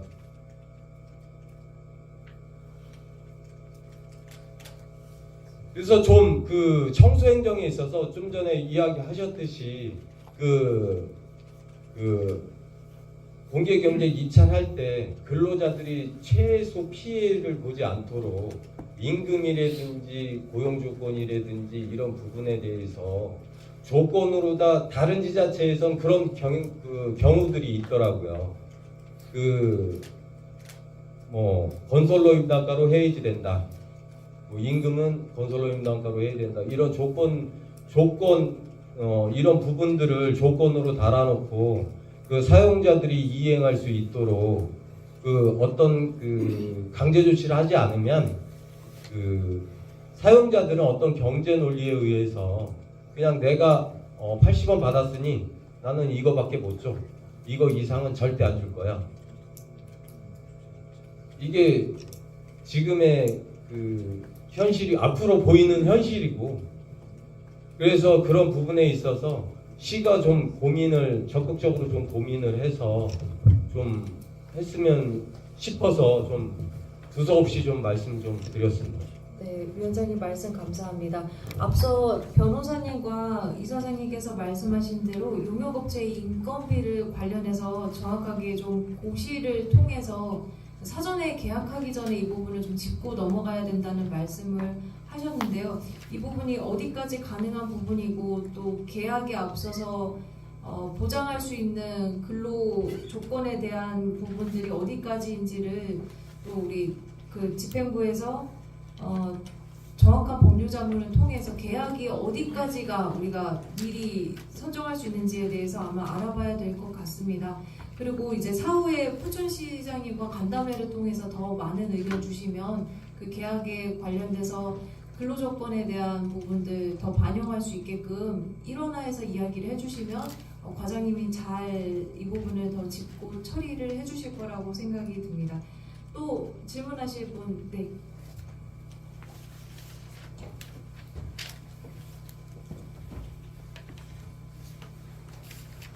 질문할 게 좀 많은데요. 네. 우선은 답변자를 지정해 주시면 마음의 준비를 할 수 네, 있도록. 알겠습니다.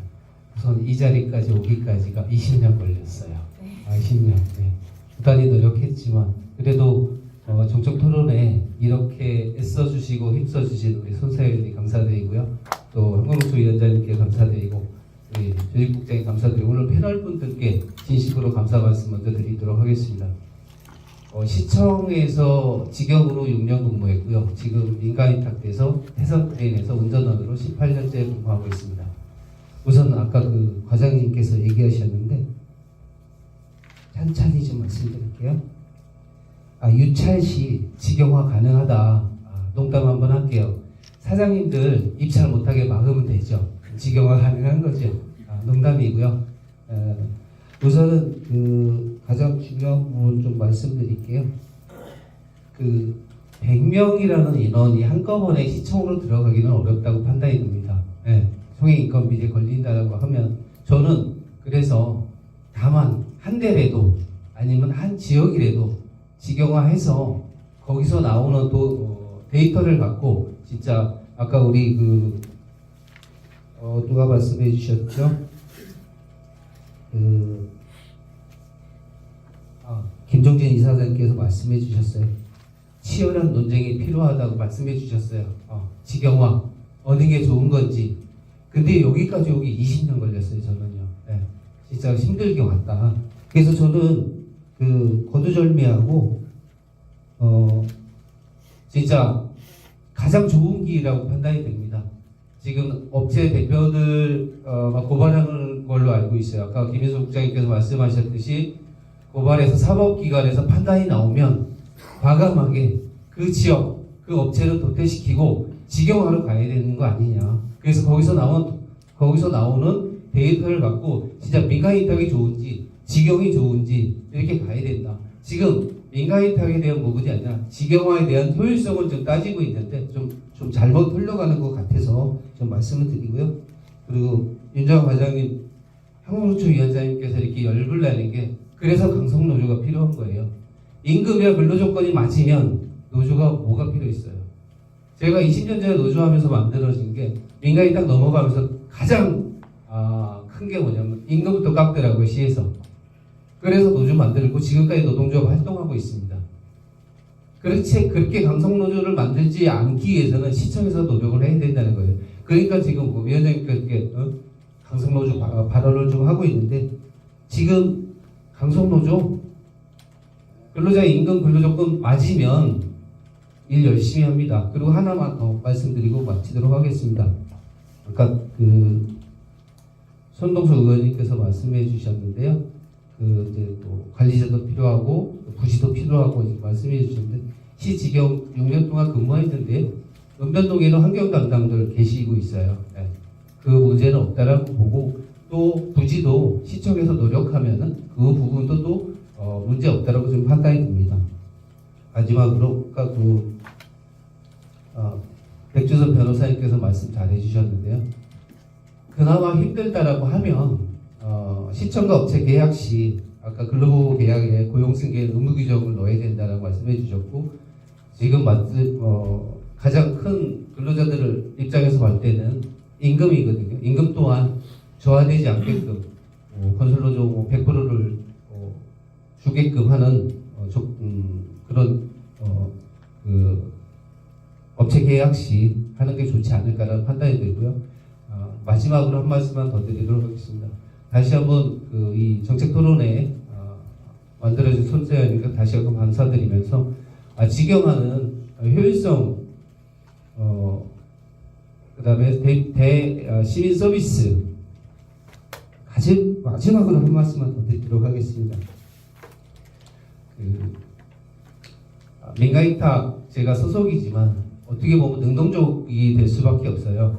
근데 제가 시청에 있을 때는 우월감고 자부심도 느꼈고 어떻게 보면은 내가 포천의 시민의 한 사람으로서 또 주인으로서 더 열성적으로 일할 수 있다는 좀 판단이 들고 있어요. 그래서 다시 한번 더 많은 고민 필요해서 진짜로 직영화 가는 것이 더 좋지 않을까 판단이 듭니다. 이상입니다. 좋은 말씀 감사합니다. 네. 손동수 의원님 의견 잠깐 주시겠습니다. 네, 답변이라기보다는 고양시에서도 한 두세 개의 업체는 직영화하자는 주문이 계속 나오고 있어요.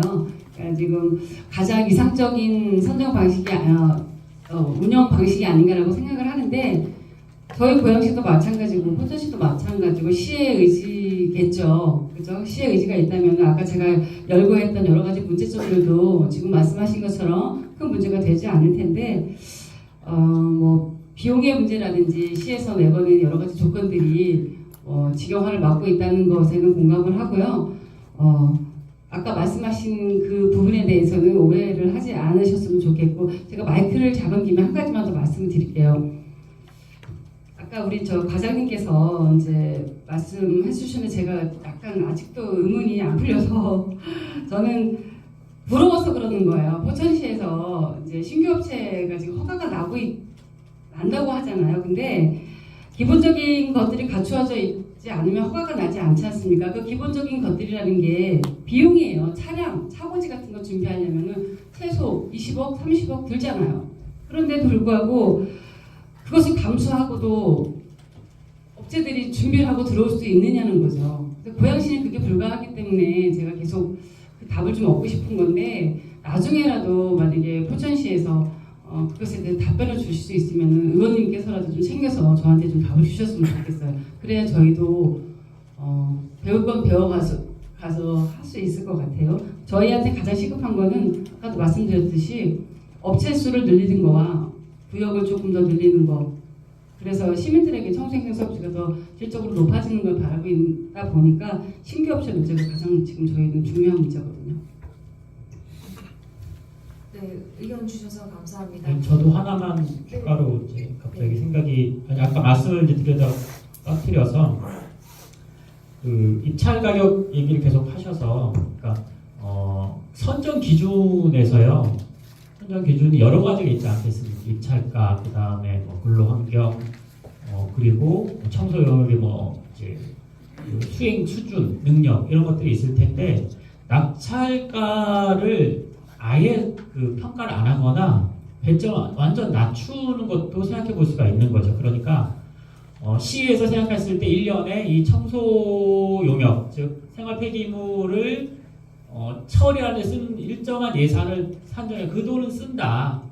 그 돈은 쓰고 그래서 사업자는 얼마 그리고 근로자는 얼마의 이제 수준에서 사용을 할 거라고 미리 이제 산출을 한 다음에 그 사업자들이 써내는 입찰가를 그렇게 높게 평가하지 않는 거죠. 오히려 고용을 승계할지 말지 그리고 근로조건 어느 정도로 보장할지 나아가서 그 청소 영역의 서비스 수준을 어떻게 유지할지를 중심으로 평가를 하면 이런 부분이 제가 보기에는 좀 해소될 수 있을 것 같고 다른 공공기관도 그래서 금액 부분을 크게 어떤 그 판단 기준으로 삼지 않는 경우가 있거든요. 그것 때문에 다른 더 중요한 본질적인 이 사업의 실효성을 약화시키는 요소가 된다고 봐서 자꾸 가격 경쟁으로 하지 말고 그 필요한 근로의 근로 환경의 경쟁 그리고 청소 용역이란 그 서비스의 경쟁 이렇게 유도하도록 이런 방법도 고민해 볼 수 있겠다. 여기까지 보충해서 말씀드리겠습니다. 네, 변호사님 말씀 감사합니다. 네, 이제 시간 관계상 마무리를 해야 될 것 같은데요.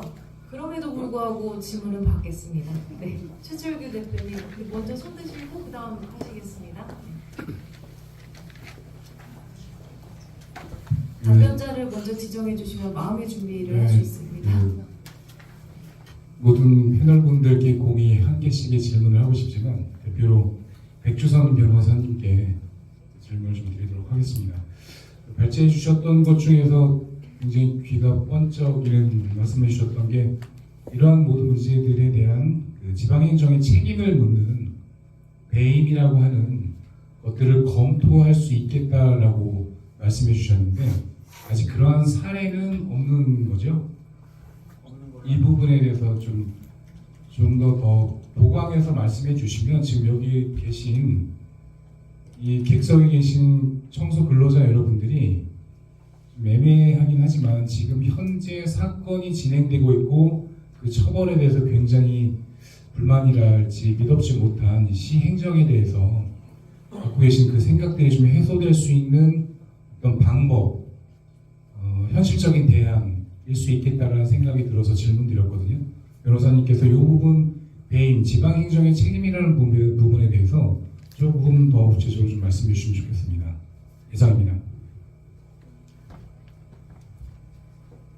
이와 같은 사례에서 업무상 배임으로 처벌되는 예는 없고요. 또 나아가서 이게 바람직한 형벌의 규정이 형사적 처리인지도 이제 약간 의문은 있습니다. 근데 법률적으로 보자면 결국 재산적인 지방정부의 재산을 적정하게 관리하지 못한 그 관리자의 책임을 묻는 게 횡령 배임죄고 특히 있는 돈을 그러니까 현금 그 자체를 자기가 가져가거나 누구 주는 형태가 아니라 약간 관념적이지만 재산의 관리 의무를 제대로 하지 못함으로써 발생하는 손실 혹은 손실의 발생 가능성만으로도 처벌하는 게 배임죄고 사실은 기업에 대한 어떤 그 형사적 제재의 가장 대표적인 거고 한편은 어떤 국가의 기업에 대한 통제 수단도 되거든요. 그게 지금 확장이 돼서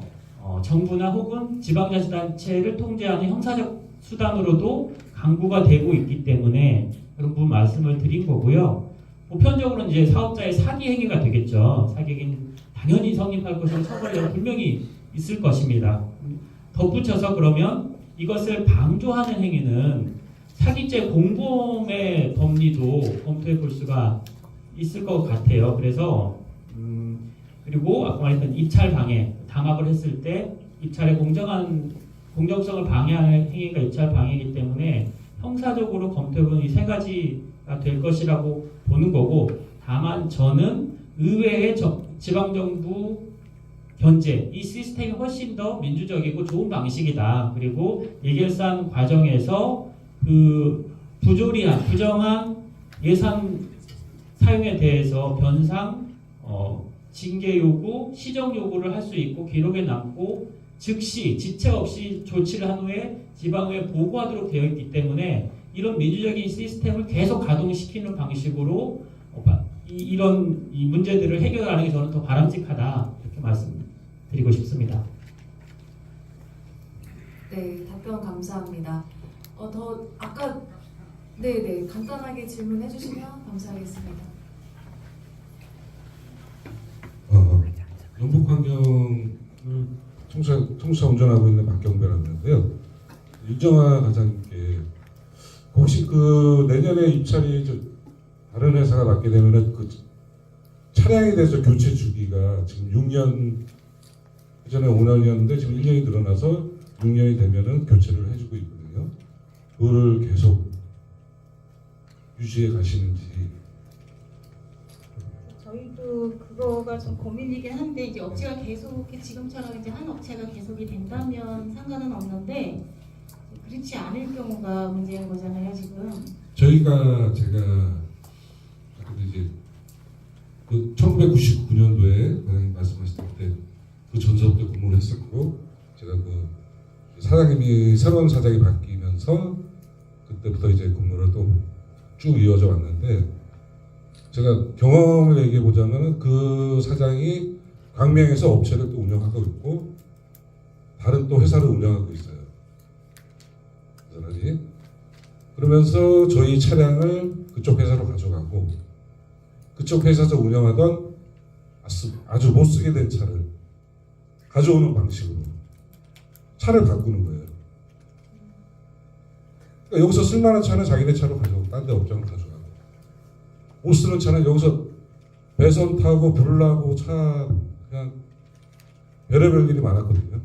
그런 차로 인해서 그 사람들 개인 사장 개인 소유라 그래서 자기 마음대로 그 사람들이 여기에 전혀 살고 있는 사람들도 아니고 그다음에 전문적으로 그런 식으로 업체를 옮겨 다니면서 이렇게 수익을 내고 아까도 저기 손덕수 시의원님 말씀하신 것처럼 아예 2년 동안에 누가 20-30억을 투자해가지고 이렇게 해서 입찰 받아가지고 2년 있다가 떨어지면은 그리고 누가 차를 투자해가지고 새로운 차를 살 리도 없을 거고 보면은 우리가 지금 거의 6년 주기마다 교체를 해가지고 차량만큼은 진짜 다른 지역보다 좋다고 자부심을 갖고 있거든요. 어차피 지금 또 뒤에 발판도 다 띄고 옆에 일하는 사람들 타게끔 해가지고 안전성만큼 그렇게 중요하다고 생각하는데 그게 만약에 사업자가 바뀌면은 자기네 이득을 보려고 그렇게 투자를 안 할 거고 시에서도 또 나몰라라 할 거고 돈은 줬으니까 그게 저희한테 당장 일하는 사람 임금이나 그거는 나중에 결정할 문제지만은 저희한테 당장 중요한 거는 그런 식으로 흘러갈 수 있다는 얘기죠. 일이. 거기에 대해서는 아무도 책임을 안 진다 그러면 저희는 만약에 여기서 중고차, 청수차 같은 거 썩은 거 그 사람들이 가져와요. 차량의 자격에 대해서는 없잖아요. 이런 차를 구비해라. 그거는 뭐 일하는 사람들은 한 5, 6년 된 거 다 썩은 차 타고 와가지고 네, 과장님 답변. 네. 구체적인 이렇게 좀 디테일하게 구체적으로 생각은 안 해봤지만 지금 그런 좋은 사례 지금 알고 계시니까 저희한테 구체적으로 다시 한번 말씀을 해주시면요 저희가 다 참고해서 그거를 어떻게 개선을 해야 될지 같이 굉장히 중요한 문제고 네, 그리고 그거는 이제 맞습니다. 제가 또 한 가지 이제 지금 현장에서 현실적인 얘기를 할게요. 저희가 이제 불연성 마대라고 알고 계시죠? 이게 그전에는 50리터짜리로 나와가지고 부피가 굉장히 컸어요. 늘어나가지고 한 70까지 돼요. 이게 찢어지지 않고 지금은 저번에 말을 해가지고 지금 한 20으로 줄인 상태입니다. 그게 잘못된 게 뭐냐면은 업자들이 이게 원래는 주민들의 편의를 위해서 그 자료에도 이렇게 써 있거든요. 불에 안 타는 거 자기나 병일이나 이제 그런 제품에 의해서만 담게끔 했는데 실상적으로 주민들은 사용을 안 하고 인테리어 업자나 공사업자들이 그 전에 50리터짜리에 100부대씩 담아서 내놓고 이거는 건축 폐기물이잖아요. 저희 생활 폐기물 업체인데 그거를 시에서 이제 민원을 전화를 해요. 시민들이 하면은 그 업자들에서는 실어줘라. 5톤 이하는 쉽게 돼 있다. 5톤이 얼마인지 아세요? 양이 하루에 5톤은 실 수 있겠다. 실어줘라. 저희는 분명히 못 실는다고 얘기하면은 그 업자들은 시에다 전화를 해요. 네, 질문을 조금만 요약해 주시면 예. 좋겠습니다. 네. 그 부분에 대해서 우리가 담당자가 그래서 얘기를 해줘야 되는데 배려 실어주라고 5톤 이하는 무조건 실어주라고 하면 전부 다 벽돌 깬 거 콘크리트 그 자루거든요. 그런 거를. 간략히 말씀드리면은 이제 폐기물 관리법상 정의 자체가 그렇습니다. 그러니까 일시적인 사업으로 인해서 발생되는 양이 좀 5톤 이하면 생활 폐기물로 분류를 하고 있기 때문에 건설 폐기물이 됐던 일반 소각 폐기물이 됐던 그렇게 해서 구분을 하고 있어서 저희는 가져갈 의무가 있어요. 저희 그 공공기관에서는 치워줄 의무가 있기 때문에 그런 겁니다. 여기서 질문 하나 드릴게요. 일반 쓰레기에 키로수 제한이 있는데 대부분 무게가 75리터 기준이 19kg인데 대부분 무게가 30kg예요. 그러면 이런 걸 어떻게 제한하실 건가요? 그런 거 저희가 고민을 해서 이거 100리터짜리도 저희가 이제 없애고 계속 이제 네네. 작은 거로 줄이고 있는 거잖아요. 그러니까는 알고는 있는데 현실적으로 네. 이게 시민 의식이 변하지 않는 이상 저희 이거 이제 계속 홍보를 하고 함에도 불구하고 근데 시민하고는 아무 상관이 없고요. 아니죠, 상관이 있죠. 이걸 배출하는 사람들이 대부분의 시민들이 사용을 안 하고 건설업자들이 사용을 하고 있으니까 제가 말씀드립니다. 그러니까 건설업자여도 그 업자도 시민이잖아요. 포천시에서 발생하는. 그 5톤 미만은 당연히 생활 폐기물로 분류를 하기 때문에 수지 운반을 해야 되는 거고 그런 상황이라는 얘기예요. 과장님은 그렇게 일단은 우리 좀 얘기가 길어질 것 같아서 저희가 예정된 시간이 5시까지였긴 해서 저희가 어차피 아까 말씀하신 대로 시장님이랑 우리 과장님도 배석해서 간담회를 가질 예정이라고 하니까 그 디테일한 부분들 정리해서 함께 나눠주시면 그 부분에 대해서 과장님이 답을 주실 거라고 생각을 합니다. 그렇죠, 과장님? 네. 한번 또 다른 기회를 한번 갖기로 하고요. 오늘 이 시간은 좀 마무리를 해야 될 것 같습니다. 마무리도 괜찮겠죠? 네, 오늘 네. 함께 해주신 모든 분들 감사합니다. 끝까지 관심 갖고 이 자리에 함께 해주시고 또 자리해 주셔서 감사하고요. 이상으로 투명하고 효율적인 청소행정의 실현이란 주제로 진행된 제1회 포천시의회 정책 토론회를 모두 마치겠습니다. 감사합니다.